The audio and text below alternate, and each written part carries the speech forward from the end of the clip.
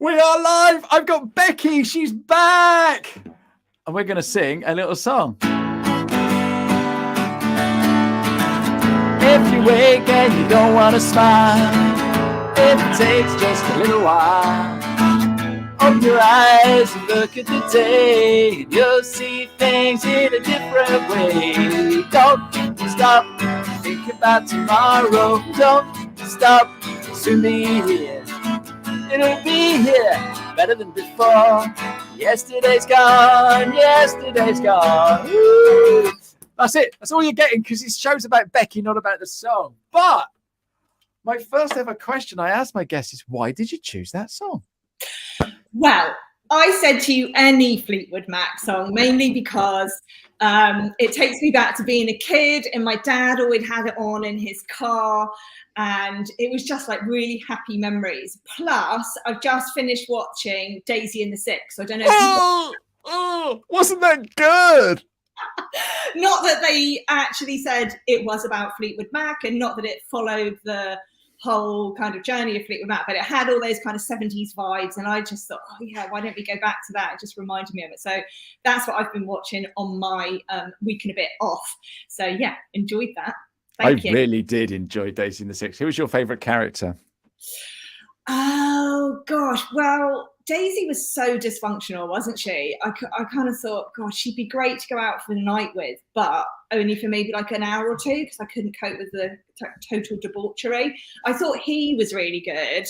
Can't remember his name. I'm terrible. I watch films and programs and I've no idea who anyone is after I've watched it, but I do remember it. But I thought they were all great. They were all great. It was a really great storyline, but like you say, it was all about Fleetwood Mac, wasn't it? Suggested that. And again, what a story Fleetwood Mac is. Absolutely. Yeah. We've already got people commenting. Hi, Heather, how are you? Thanks for coming along. So today, my guest is the lovely Becky Craven. So if anyone's got any content or photos or anything, then please just ask. But Becky, tell us a little bit about yourself.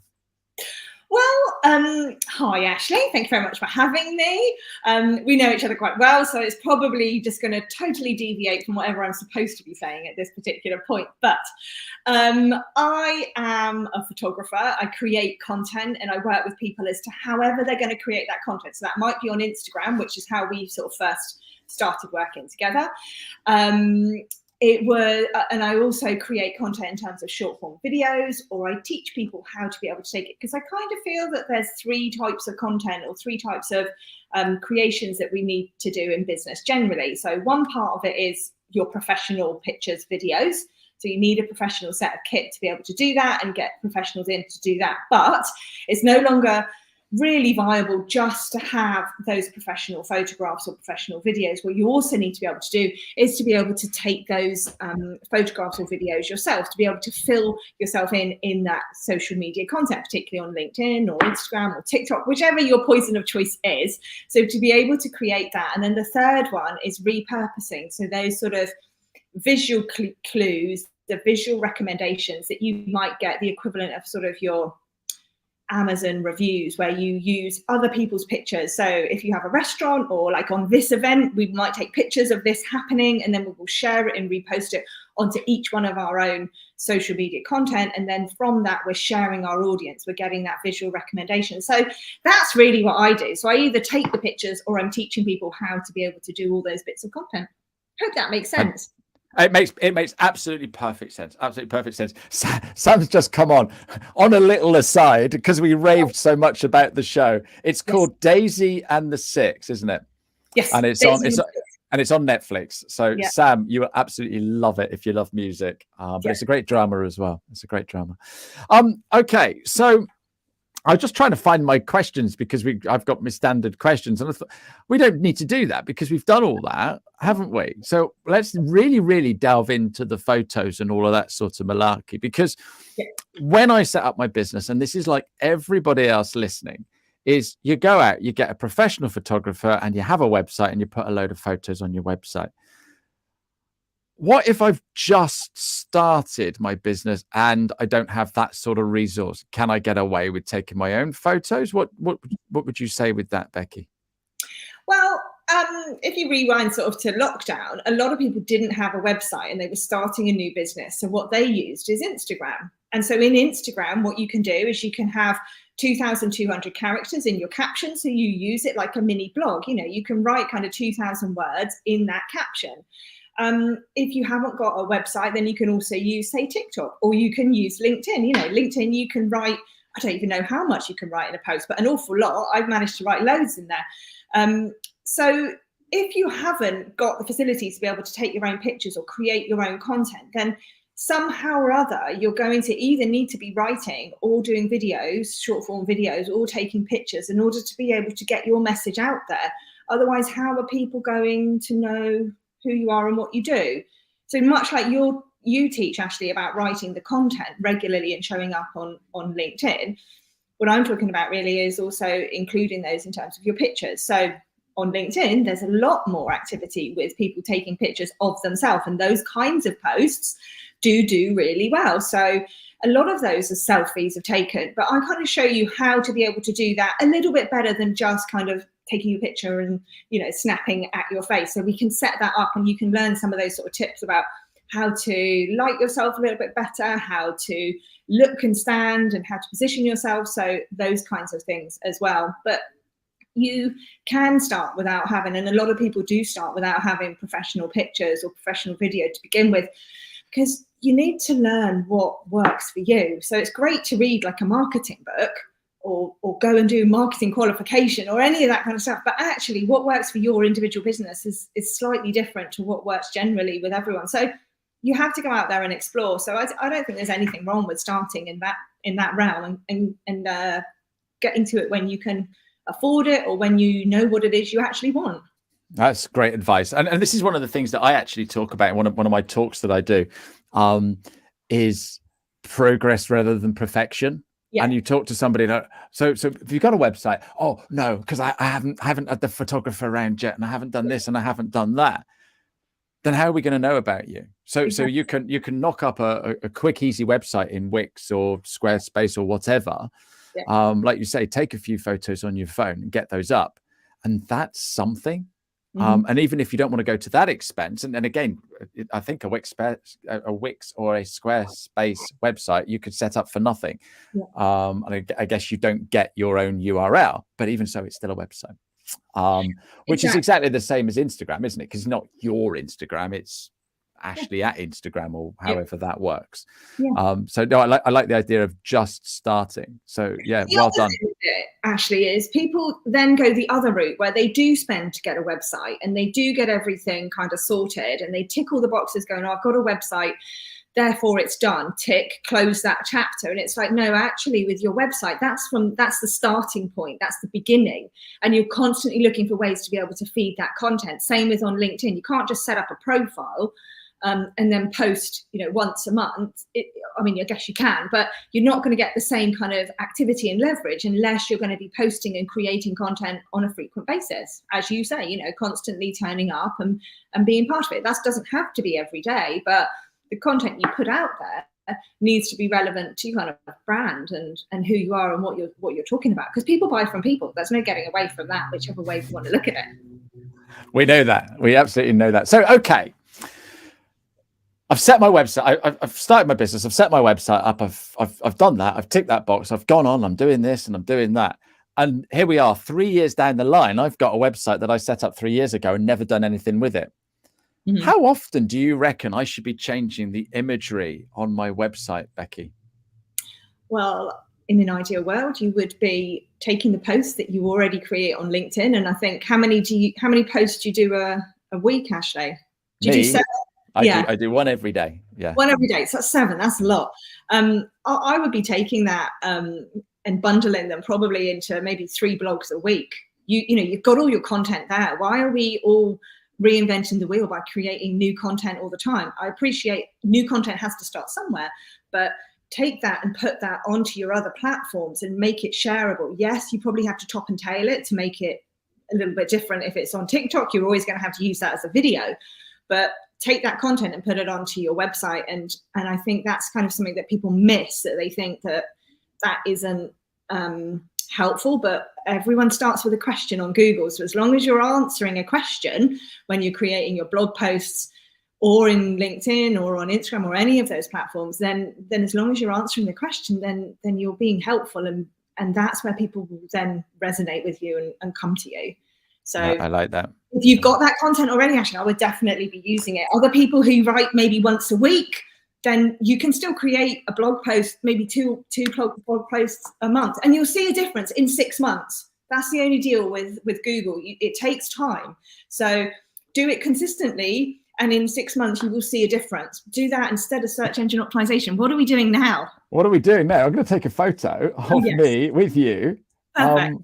So there you go. There's a little bit of content. I've never thought of doing that, but I've got the master on. I ought to do that. But what I also should be doing, I suppose, is actually turning that into a little video. Yes. And bringing that in as well. So what I need to do is get a tripod or something and put it up here. Well, let's just take this, Ashley. Just take this. This is the thing with content. We just want to create it on the go. And Gary Vee talks like this all the time. Like, why are we stopping and going, okay, I have to create content. Take this little bit of video, resize it for wherever you're going to put it on, but have it as a little snippet. And then it's job done, isn't it? You know. So this little bit of video that we're talking about now. Let's try and choose a good bit. All right. Okay. So what we could do is we could actually come up with a banner, and let's just edit that out and call that repurpose. I've got repurpose, so that's like some sort of dolphin or something, isn't it? We could go into wildlife conservation if all else fails, maybe. I can't even spell repurpose. Is that O-U-S? I can't see where you're writing this. This is it's an E on the end, isn't there? Oh my goodness, my spelling is rubbish. I can't even do this.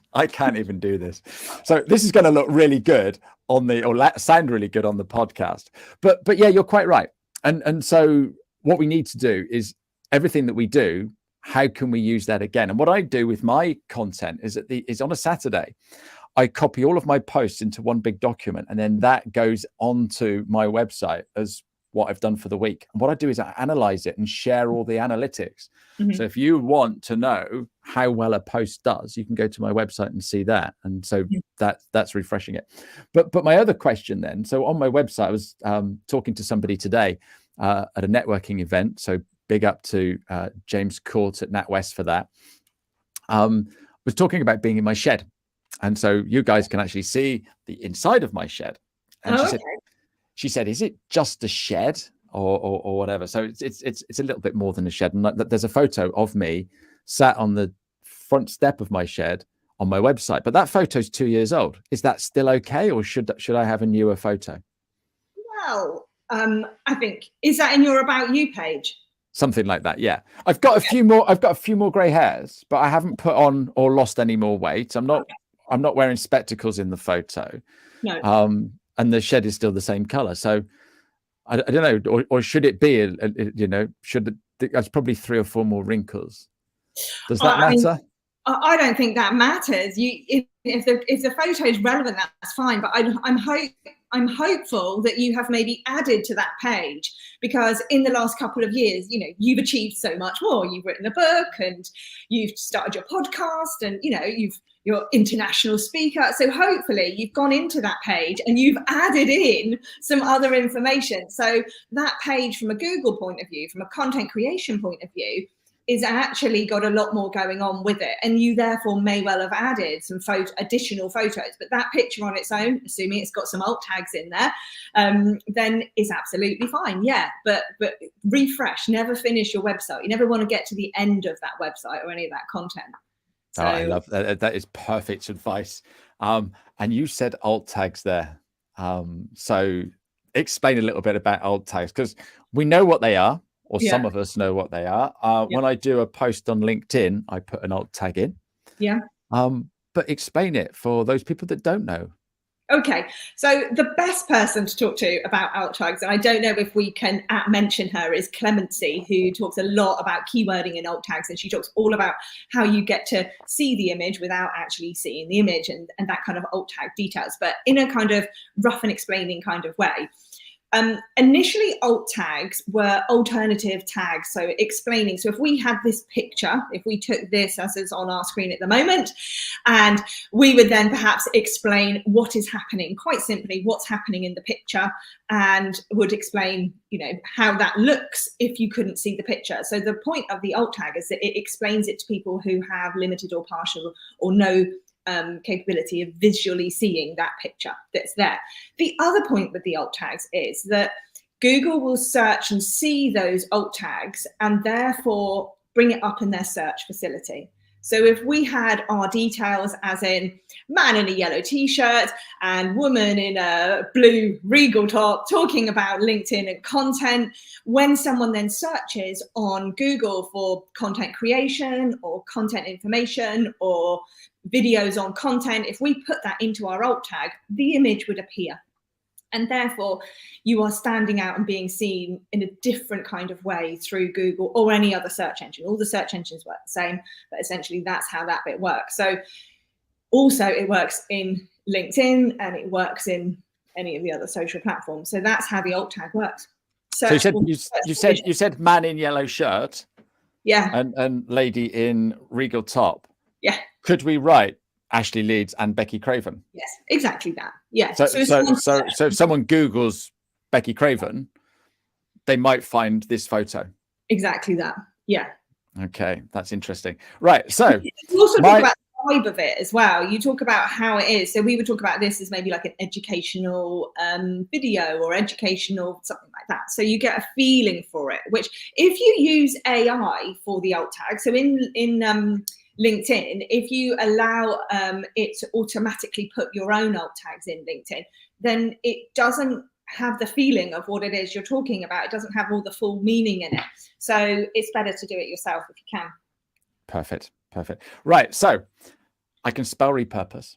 Oh, good. Okay. That's now on the screen.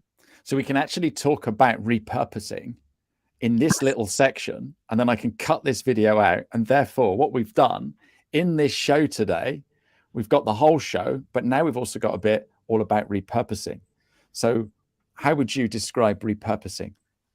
Repurposing is when you create content and you reuse it in a different way, or you take somebody else's content. So I could take your content, or if you're maybe a restaurant and you have lots of people coming in and taking pictures of your fabulous food that you're creating, then when they tag you in it or when they mention you it, any way that you find it, you can then repurpose that content as a visual review in the same way as you would see an Amazon or a TripAdvisor review. So you're saying this person has come to this place and yes, this dish tastes just as good as I anticipated it being. Or repurposing content if you've gone to somewhere or an event like you went this morning, and then your visual referencing, your visual repurposing of what happened at that event this morning, and you'll repurpose it onto your LinkedIn or onto your Instagram, then you will then be able to reuse that. So it's creating content or using other people's content and reiterating that review. That's absolutely brilliant. And so what we've got now, we've got a little section that talks about repurposing within a big thing. What we could also do is use the transcript from this, and that could be a blog that we could write about. And we've also got some images that we could take from this, talking about the time that we were on a show with Becky and Ashley. Yeah, I love that. Yeah. Look at that. And the beauty is, when I come to edit this, I just edit the bit that says repurpose on the screen. There you go. I knew you'd have a shortcut or something for it because you're handy like that. You just know this stuff. Well, but this is the thing with content. Okay, everybody overthinks content. Do you know how many people, percentage-wise, actually create content on LinkedIn, Becky? Well, only because you told me before that it's something ridiculous, like 1%. Is that? Am I right? Correct. Yeah. Some people say it's 1.5, whatever. It really doesn't matter. It's so insignificantly small that why wouldn't you just go out and do it? And then another thing I say to people is, you've you've got my book. I have got your book. I use it. But in here, I give you ideas, and I've given you spaces to actually write 3 different times that you're using that content, because just because you've written a good piece of content doesn't mean that you can't use it again in a few months' time. Exactly. Because not everybody is going to see the content that you create. No, not at all. So I do a newsletter. It's called the Friday newsletter. It's 5 content ideas, and also I do pictures in there as well. So giving people downloadable photographs so that they can use it to use their content. And in that, exactly that you're talking about reusing content that you maybe put out this time last year. So let's compare and contrast what happened this time last year, and is it something else that you're going to talk about, or is it an annual event? But also, content is all around us, and it's only when we do things like this where we're talking and thinking, okay, what am I going to put out in my content tomorrow or this time next week? Let's reuse what we've talked about today next week, because there's going to be people who have missed it. It's like, it's like iPlayer or Netflix, where you can watch in your own time.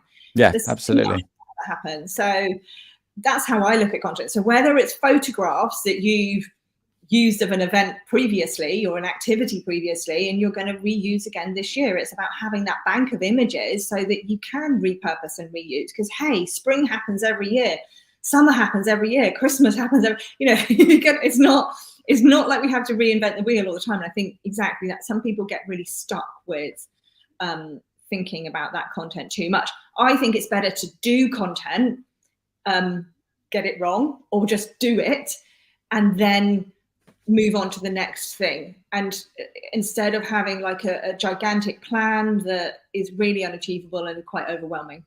Yeah, no, absolutely. Love that. So, okay. We're talking about taking photos with our phones and using it as our content. What are the biggest mistakes you see people doing regularly?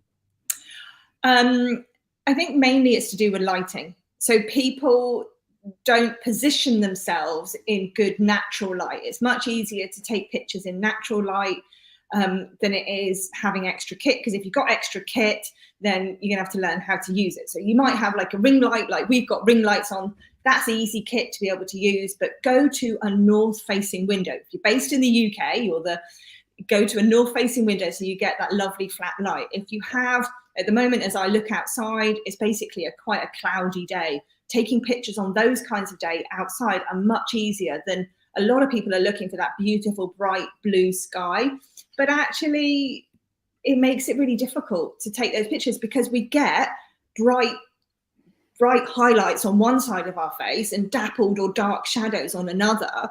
Or if you've got bad lighting, it can make you look, it makes me look sort of 10 times older.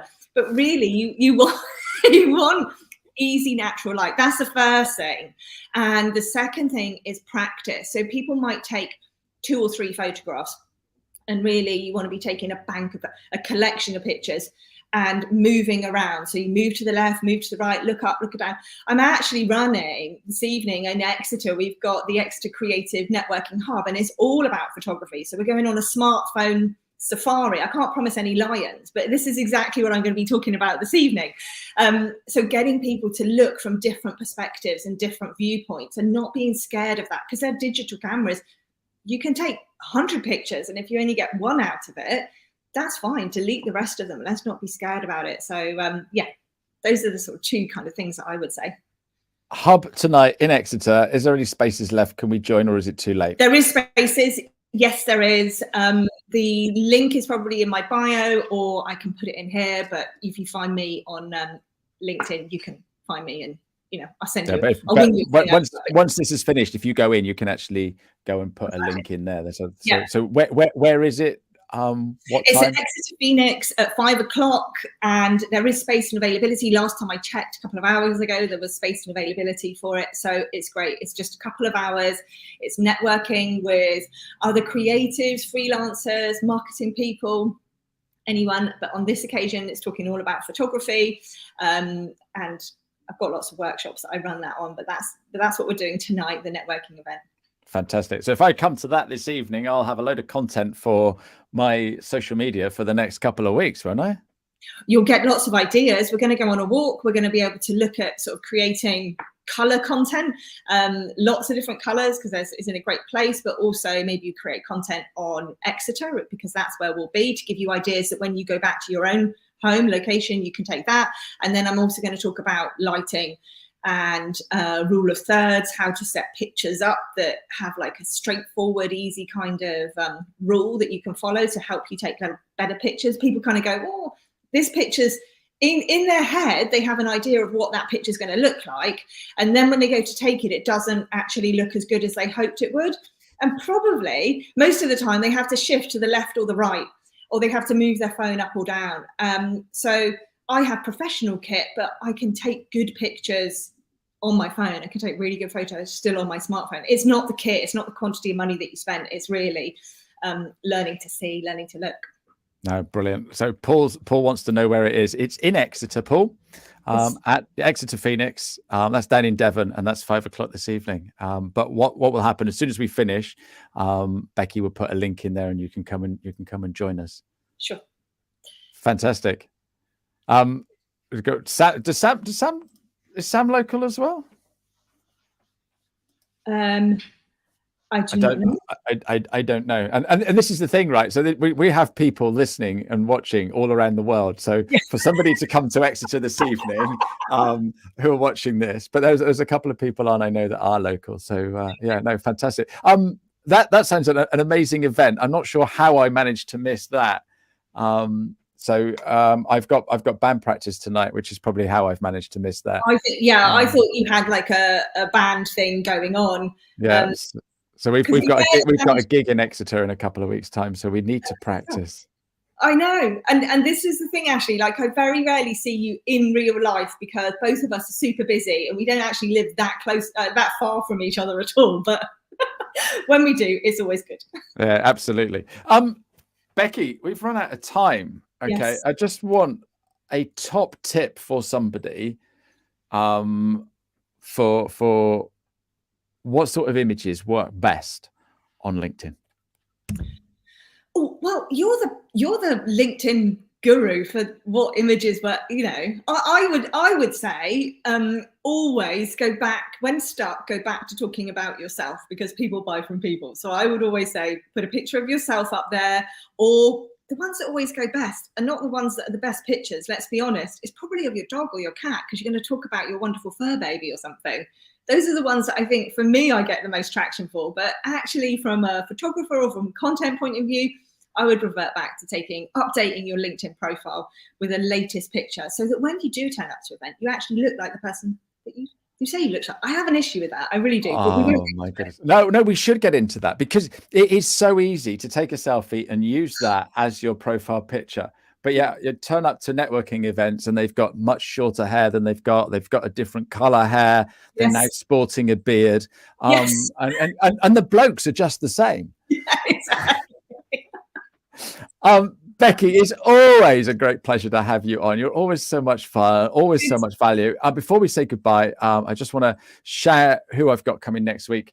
We've got the lovely Giles Stagg from Sip and Swig. So he's going to come and talk to us about gin and how he mixes it and all those sorts of things. So I can't wait to have a good old chat with Giles. He also created a gin based on or a cocktail based on my brand colors. So that would be that. Yeah, absolutely. So top bloke. I always ask everybody a question before we go, and it's what advice would you give your 16-year-old self, which we've already done.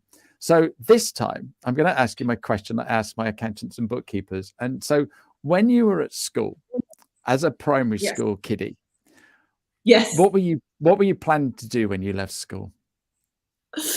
Oh gosh, what did I think I was going to grow up and be? I'm still waiting for that moment to know what that is actually going to be, because I feel like I'm still learning. But I always had a clear idea that I can't believe you asked this. Actually, I wasn't prepared for it. That's all right. I wanted to be a car mechanic. Oh, that's so cool. That is so cool. So is that because you used to watch Kylie on Neighbours? No. Oh, no. She was a car mechanic, wasn't she?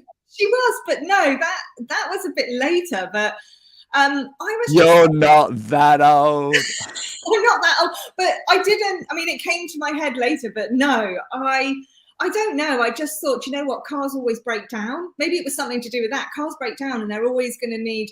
And I think it was something to do with that. Also, I had an old Beetle. So I was a little bit older, not primary school, but I had okay. a 1972 Beetle convertible I absolutely loved, and I spent so much time sat on the side of the road, and I just thought, do you know what, I really love Volkswagens, and I want to build them up and make them really beautiful and do that. And my parents said, Becky, you'll never have clean hands if you do that. So I didn't do it. I don't know, maybe I should have done. Oh, that would have been brilliant. And talking of clean hands, I just noticed your nails. How awesome are they?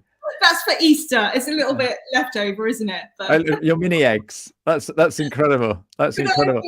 Could I have been a car mechanic and still have lovely nails? I think I could. Yeah, of course you can. You wear gloves. And tell me, do you still have the Beetle? No, sadly not. I had to sell it when I was at university because it just cost me so much. But yeah, one day I will get something like that back. Fantastic. Becky, thank you so much for being on my show. You've been absolutely wonderful. And good to see you. You take care. And thanks everybody for all your lovely comments and questions. You take care. Bye-bye now. Thanks a lot. You get out what you put in.